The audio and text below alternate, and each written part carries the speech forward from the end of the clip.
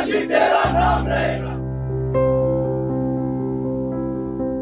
आंखों में कभी न सूखने वाले आंसू लिए, दिल में कभी ना खत्म होने वाले दर्द लिए और हाथों में तस्वीर लिए, ये महिला है पायलट राजवीर सिंह की पत्नी।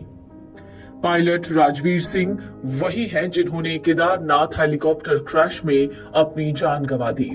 केदारनाथ हादसे में जान गंवाने वाले जयपुर के पायलट राजवीर सिंह चौहान का शव उनके पैतृक निवास जयपुर पहुंचा।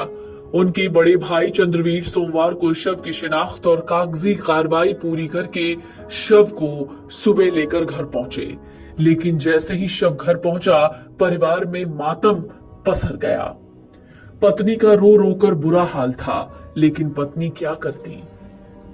राजवीर का पार्थिव शरीर घर पहुंचते ही चीख पुकार मच गई। पत्नी दीपिका ने आर्मी यूनिफॉर्म में राजवीर के अंतिम दर्शन किए। दीपिका खुद भी आर्मी में लेफ्टिनेंट कर्नल है। इससे पहले सोमवार को रुद्रप्रयाग में डीएनए टेस्ट के बाद उनके बड़े भाई चंद्रवीर को बॉडी सौंपी गई थी। सोमवार को उनके बड़े भाई चंद्रवीर रुद्रप्रयाग पहुंचे, जहां उन्होंने राजवीर के शव की शिनाख्त की। राजवीर की घड़ी और अंगूठी देखकर ये शिनाख्त हुई थी। इसके अलावा चंद्रवीर के डीएनए सैंपल भी लिए गए थे। इसके बाद उन्हें शव सौंप दिए गए। रविवार सुबह केदारनाथ में राजवीर का हेलीकॉप्टर क्रैश हो गया था, जिसमें यात्रियों सहित उनकी मौत हो गई। जयपुर के पायलट राजवीर सिंह चौहान 15 साल से ज्यादा समय तक भारतीय सेना में सेवारत रहे। उन्हें भारत के अलग अलग इलाकों में एयर ऑपरेशन का अनुभव था। सेना से रिटायर होने के बाद राजवीर सिंह चौहान अक्टूबर 2024 से आर्यन एविएशन प्राइवेट लिमिटेड के लिए काम कर रहे थे।